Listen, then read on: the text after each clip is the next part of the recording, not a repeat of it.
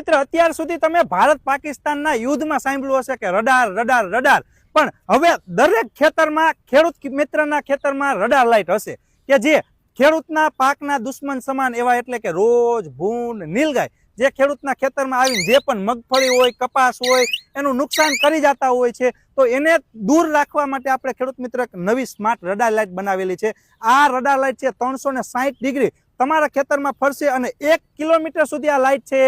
ફેલાશે અને સાથે સાથે સાયરન પણ વાગશે, એટલે અલગ અલગ